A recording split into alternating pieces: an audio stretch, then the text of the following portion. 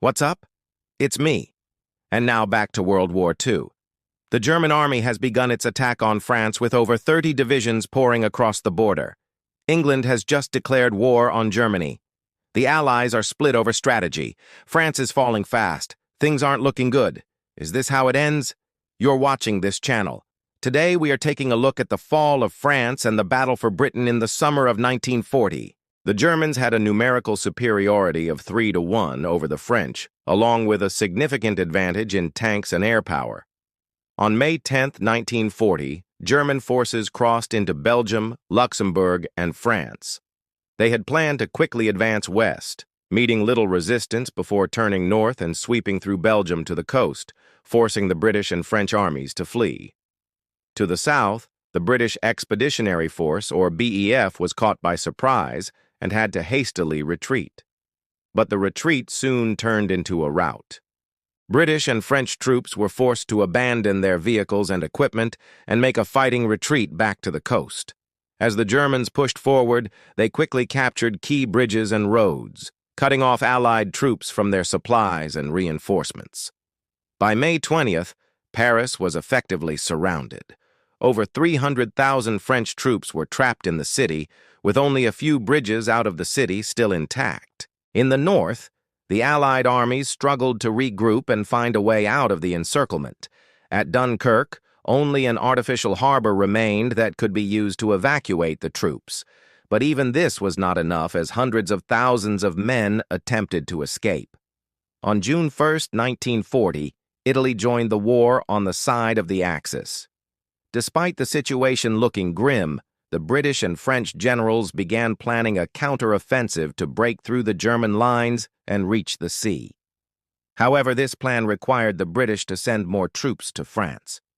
Meanwhile, German U-boats had already begun sinking merchant ships bringing supplies to the Allies.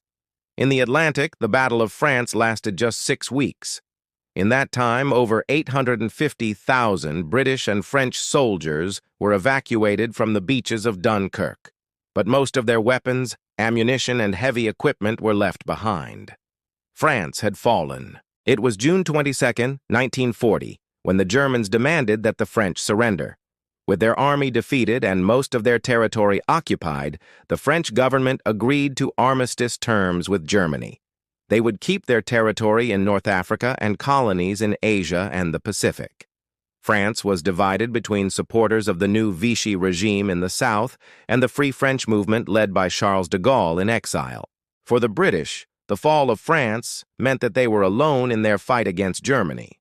With much of Europe already under the control of the Axis powers, the British knew that they needed to take action quickly if they were going to win the war.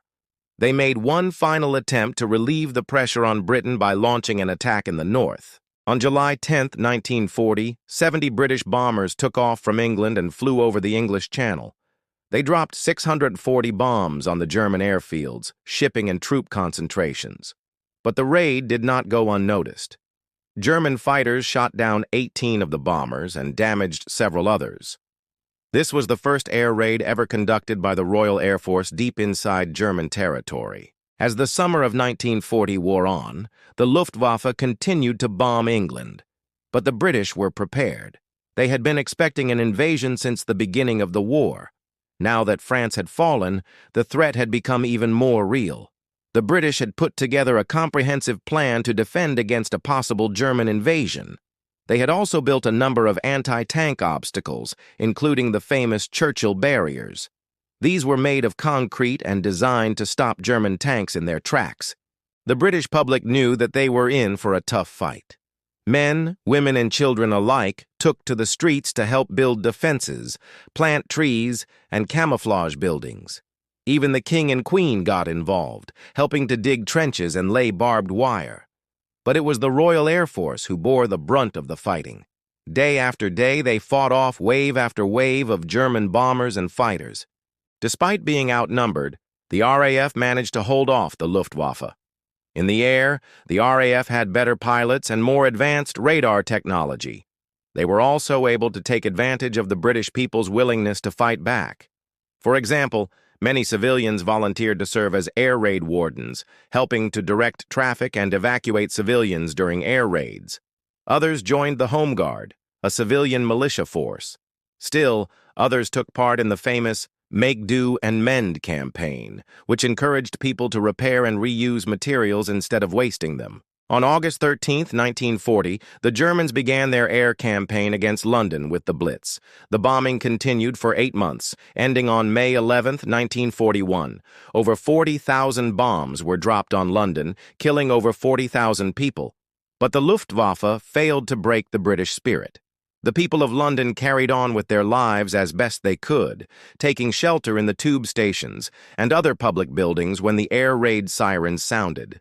On September 7, 1940, a German bomber mistakenly dropped a bomb on London's Buckingham Palace, killing 7 people and injuring many others. But King George VI refused to leave London, saying, "I'm rather attached to this house." This act of defiance by the king helped to rally the British people around him. But the Blitz was not just about bombs and bullets. It was also a psychological weapon. The Germans hoped that by bombing London, they could break the British will to fight. But they failed. Instead, the bombing raids only made the British more determined than ever to win the war. The war at sea was also reaching a climax. In 1940, the Germans unleashed a new weapon on the seas, the U-boat. The U-boat was a self-contained underwater boat that could travel long distances without being detected. They were perfect for attacking merchant ships carrying supplies to England. At the height of the Battle of the Atlantic in 1942, German U-boats were sinking over 800,000 tons of shipping every month. But the British were not about to give up without a fight. They developed new technologies to detect and track U-boats, such as radar and sonar. They also trained thousands of men to serve in the Royal Navy and Merchant Marine. One of the most important developments during this time was the invention of the Hedgehog. This was a new type of anti-submarine weapon that could be fired from a ship's hull. It was much more effective than the depth charges that had been used up until this point. By 1943, the tide had turned. The British were sinking more U-boats than they were building. By the end of the war, over 30,000 German sailors had died in the Battle of the Atlantic. But the U-boat war would continue until the very end of the conflict. By the fall of 1940, the Germans had achieved air superiority over England, but they had not won the war. In fact, the outcome was still very much in doubt. The Germans could have pressed their advantage and attempted to invade England, but Hitler was not interested in another war of attrition like World War I. He wanted a quick and decisive victory, so he decided to wait. In the meantime, he would turn his attention to the Soviet Union, which he believed would be an easy target. The Germans invaded the Soviet Union on June 1941. This proved to be a disastrous mistake. The Soviets fought back fiercely, and the Germans soon found themselves bogged down in a quagmire. The war in the East drained the German military machine of both men and resources. It also gave the British time to regroup and prepare for a counterattack. On December 7, 1941, Japan attacked Pearl Harbor. This brought the United States into the war and turned the tide decisively in favor of the Allies. With the addition of the U.S., the Germans were fighting a war on 2 fronts. They were eventually forced to surrender on May 8, 1945. If you want to watch our video on the D-Day landings, click here. If you want to watch our video on the Holocaust, click here. Thank you for watching. What do you think would have happened if the Allies had lost the Battle of Britain? Let us know in the comments below.